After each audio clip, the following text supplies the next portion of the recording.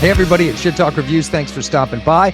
My name's John. In the room with me, David J. and Derek. And we're here talking about music like we do once and again. So let's talk about some music. What's going on, fellas? John. Beer. I got beer. Maine Beer Company. I don't know if we can see it, but Lunch by Maine Beer nice. Company. Man, it's good beer. Tonight's the Derek Showerhead Beer and Metal Fest. Hey guys, Listen. just real quick at the end of the podcast, I just have a little bit of news for you guys that I'm going to share, and I think you're really, really going to enjoy it, especially Derek. So we'll get to that later. All right. Okay. All right. Sounds good. All right. Well, it's your week this week, Mr. David J. What do we got? Yes. So guys, I am really excited about this. The name of the band is Dune.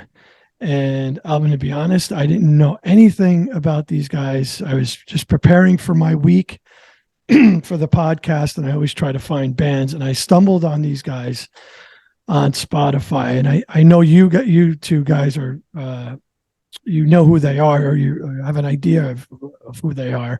At least it sounded that way. But they are a great 5-piece progressive band out of Scotland. They formed in 2013. Let me go through the band members. Victor Vicart on guitar, keyboards, and vocals. Alan Paterson on guitar and bass. Dudley Tate on drums. Daniel Barter on vocals, guitars, and Maxime Keller on keyboards and vocals. Just a phenomenal band. Doing some research just for being around at a very short time, since really 2017. They've toured the U.S. They've toured all over Europe. They've done festivals, the Psycho Las Vegas in 2018, Inferno Festival in 2019. I can go on and on. They do your typical venues out in Europe. So they are getting a name. I don't know how huge these guys are. It seems like they're gaining a following. This is their third album. Their first one came out in 2017 called Asheron. They then had one out in 2000. John, help me on this one. It was 2021. Entiment and Anka, which was in 21. 21. Yes, 21. Thank you, John.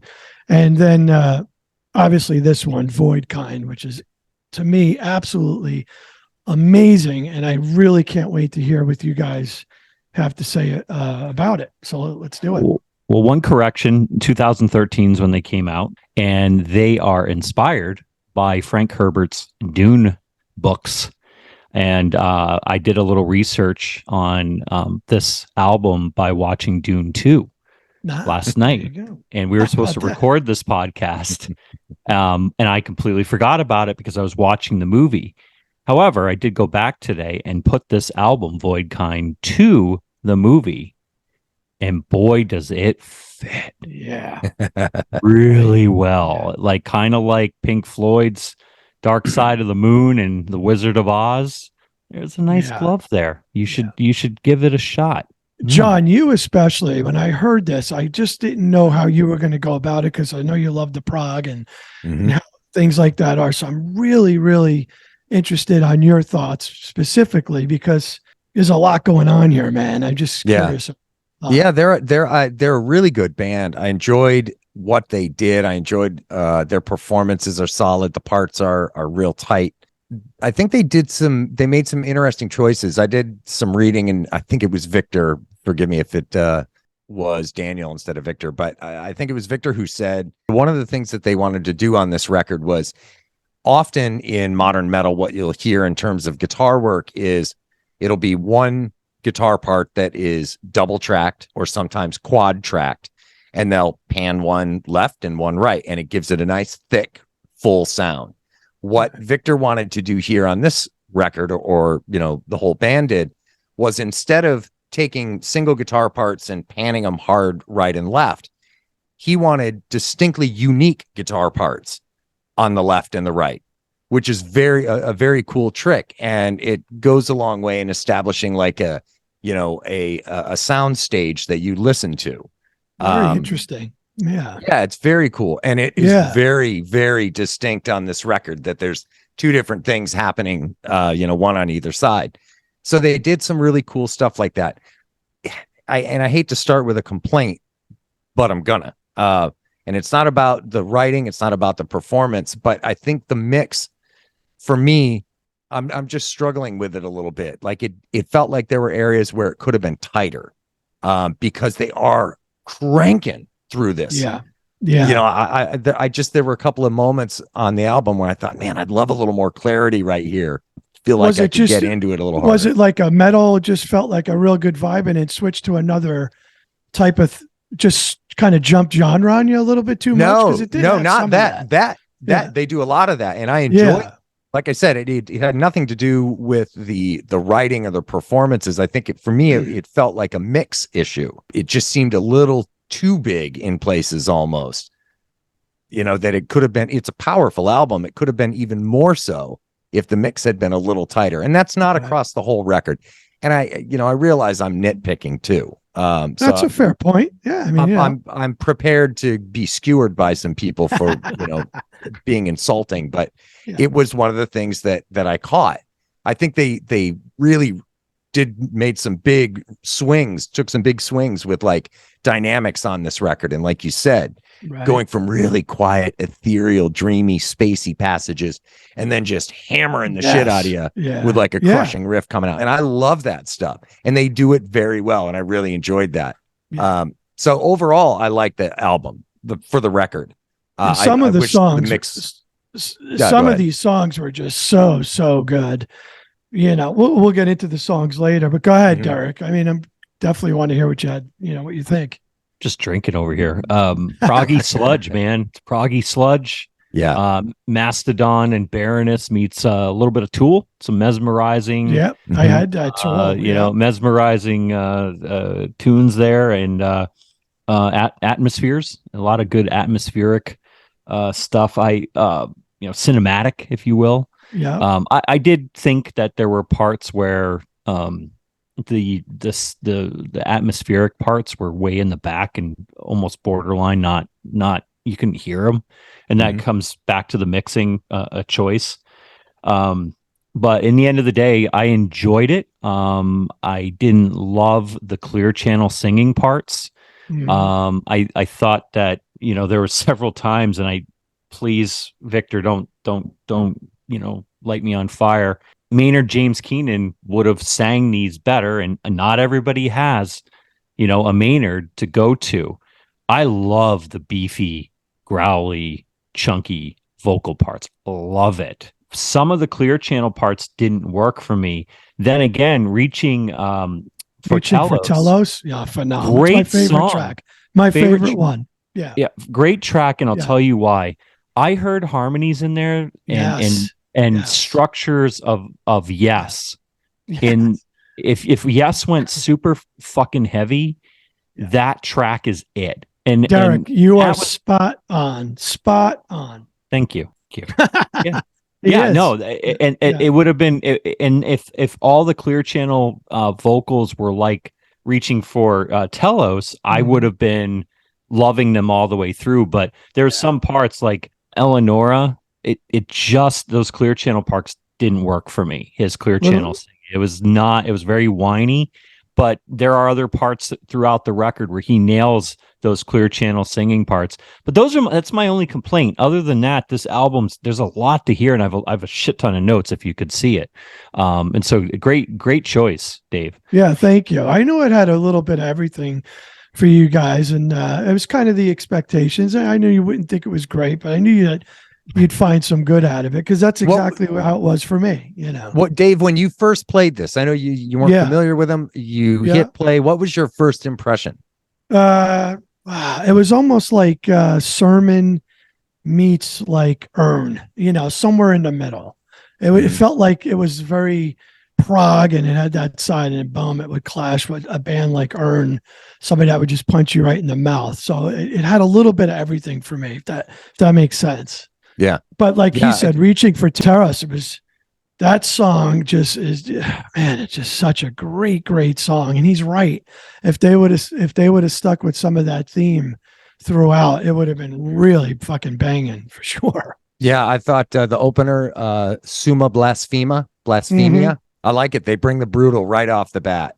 You get a good idea of what Dune can do pretty early in the record, which is awesome. Yeah. Heavier the better. And the next one, Eleonora, love the triplet vibe of that it's just got that great feel to it. It's almost a swing feel, but it isn't, but it is. Great It's use funny of because dynamics throughout that funny too. you say that because that wasn't one of Derek's favorites. But again, you see it and heard it. Well, he was talking about totally vocals. different. He was talking okay. about vocals. I apologize. True. Yeah. Yeah. For me, it's just that feel. As soon as it starts, I went, "Ooh, I like this" right off the rip. Right. Reaching for Telos, solid. Reliquary is definitely at the top of my list. One of my standouts. Some really cool timing stuff there. How about Path of Dust? Anybody like Path of Dust? Because I thought that song was awesome. I really like that. Yeah. Not like your typical acoustic guitar intro or interlude. Yeah. It had kind of like I remember thinking like sort of a dystopian like Duel at Sunrise kind of vibe to it. Right. It like you said, Derek, it very much painted a cinematic picture for me, which I thought was very cool. I like the vocals in there too. Yeah, like I said, it has it's got a little flavor for everybody, really. What I enjoyed about Reliquary was, this is going to be weird, but I grew up in Vermont and I couldn't not hear Fish all the time. But Reliquary was a track that has a kind of a thrashy parts, some shredding solos, but the song breathed. There's not vocals constantly going. There's not constantly, so they jam at parts through it. And the song breathed really well. And I think metal bands have a hard time with that because probably most of us metalheads have ADHD and they feel the need to fill the time. And what I appreciated about that track was it was able to just be what it was going to be. Not too much, not too little, just was. Yeah. And I appreciate that. Simplicity. Yeah, around the 2-minute mark, there's like a verse break in there that is just fucking nasty. Mm-hmm. Well, again, John, to that point, a lot of this album had those wow moments, at least for me. Like, holy shit, wow, these guys just banged it right there. And then, gradually it'll go away and then boom, they'd come back and get you again. So there was elements of really good stuff on here. Path of Dust, very cool. I love that interlude. We just talked about that. And it leads into, I believe it's pronounced Sarmate.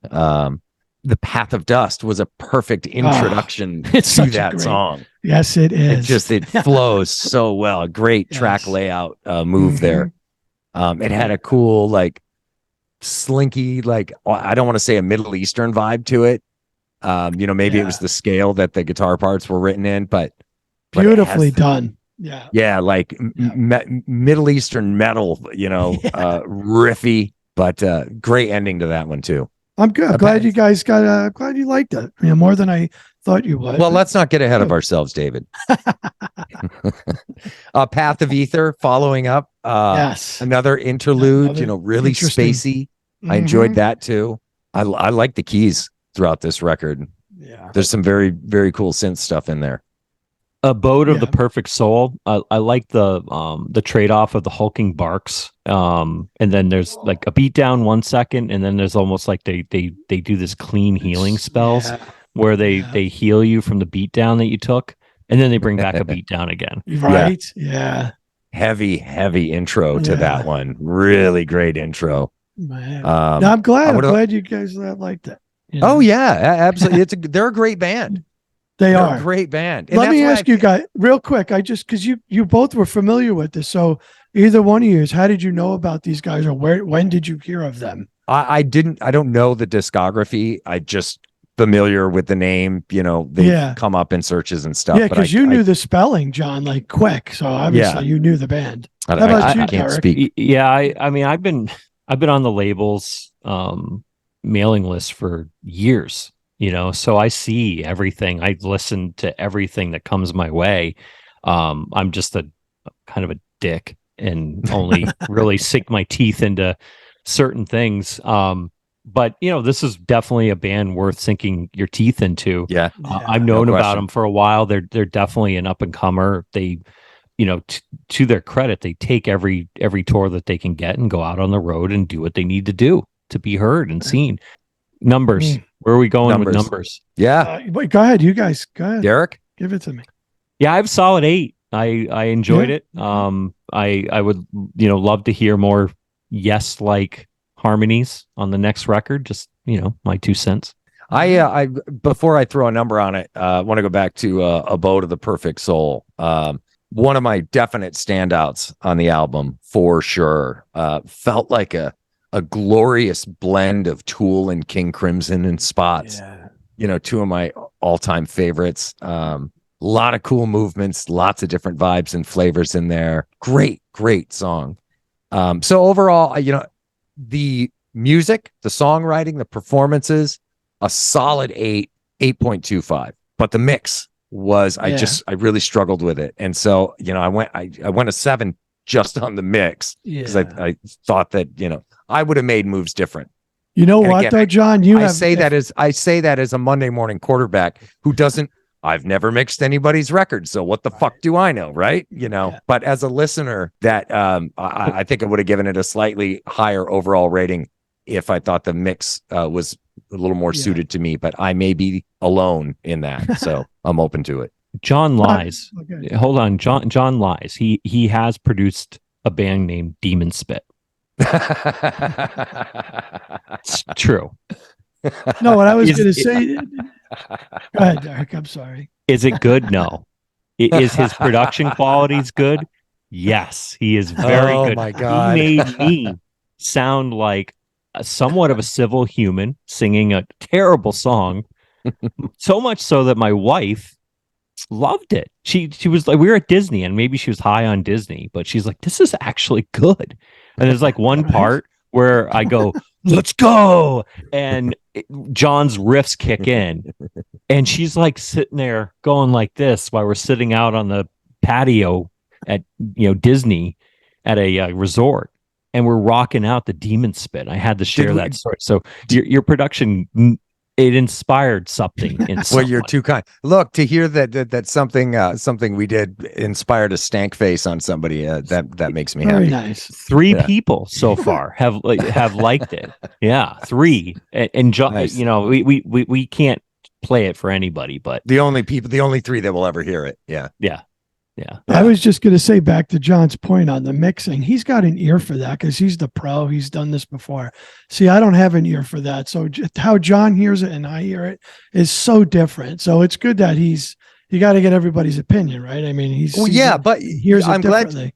I'm glad you said that though. But mixes are to a degree fairly objective. Subjective rather, I mean, there is a degree of objectivity to a mix. If it sounds like garbage, it may sound like garbage, but what you hear as perfect, where to your ears, everything is perfectly balanced in terms of levels and things like that. And what I hear, we hear 2 different things. So if you hear it and you love it, that's great. I hope far more people love, agree with you in terms of the mix than me. Maybe my ears were off when I was, playing this over the last couple of days. Right. I say that very, with all seriousness because it can happen. Hearing fatigue is a real thing. And I hadn't been super busy with audio work this week, but my point is just that I may be the only person who thinks that, the mix could have been better. Right. And I'm totally open to that and prepared to take all shots as a result. you're not wrong. I found myself straining, and I tried it in different cars and a headphone, and then watching Dune, the movie, really loud with it. And I strained to hear parts at certain parts, and that's not the way a mix is supposed to be. You're supposed to hear everything and not be wondering what exactly is going on over there, that kind of thing. Yeah. So you know what though? Again, I want to reiterate that they are a great band. They write great parts and they play those parts really well. They're a great band. This is just a mix issue. It's not an issue with the band. Right. So, and if if you want quick proof, pull up their performance at Hellfest last year. It's fucking great. And as it happens, it's mixed super. It's super mixed on it too. I will check that out. Thank you. Yeah, it's definitely worth a watch. All so right, did you give a number, Dave? Did you put a number on it yet? Yeah, I'll go now. I guess it's my turn, right? So yeah. Listen, I loved it. I thought it was really good. John, you just said it perfect. You really did. And I think if, the both of you had good things to say about it at certain parts, right? And there was parts of every song, just like you said, John. There's parts of every song that were so good. And I felt the same way. Was it, I really, really enjoyed the parts that I really, really liked, if that makes sense. And because of that, I didn't go crazy. I was in the realm of you guys. I gave it an 8.5. I thought that was pretty fair, Yeah. But I will say, Reaching for Telos and Path of Dust, great fucking songs, man. Loved them. But Yeah, thank there's you. great I'm songs glad on you here. guys enjoyed it. At least Beauty is in the eye of the beholder. That's the moral of the story here. All right, Yeah. listen. We got a little bit. You probably know this already, but I'm going to say it anyway. Metal Den is at it again. I don't know what's going on with Metal Den and Motley Crue, but here is the latest, gentlemen. Another AI reference on Crue. There's a new song coming out, and I just wish the band would follow the song title. The new song to follow up Dogs of Shit is now called Canceled, if you will, and supposedly canceled. The follow-up, according to Metal Den, by inside sources, is 100% AI. So right when you thought, folks, Dogs of Shit was gone and we never see it again, they're back with a new song called Canceled. Well, listen, we can't prove it. So No. if you're going to sue anybody, No. sue David for bringing up Metal Den. Hey, listen, or Metal Den. it's Yeah. Metal or- Den. or Metal Den. I'm getting my sources from Metal Den. Listen, until it's proven, we just are going to review Yeah. the music as it is. Yes. Metal Den can go fuck themselves. And Right. AI, whether it is real or not, it is a tool that is used today on many different fronts. You need to get over it. It's not going Well- to go away. And hopefully, and I'm just going to say this, that AI will replace cleaning our house and changing our oil so that we can do more art, because that's what the power of AI should be, is letting us to create and be human and express ourselves and have more time to do so. Right. Can I just Agreed. say one more thing? When I saw it, it said Motley Crue canceled. I said, "Oh, finally, it's over." but it was a song that's coming. Oh, sorry. Talk about Sorry, clickbait. Yeah, it's a pure clickbait right there. Do you guys want an album to review for next week? It's your turn, right? Yeah. Yeah. Yeah, I What guess it is, isn't it? You ready? I think I might know which one you're going I with. think I did too, but go ahead. The band is named Death Lens, and the album is Cold World. Okay. Yeah. Nice. All right. Well, gentlemen, always a pleasure. Have a lovely, and can't wait to do it again next time. Thanks, John. Derek, if you would, for us, please, just one shot. There. Yeah. It's got the Bruins hat on too.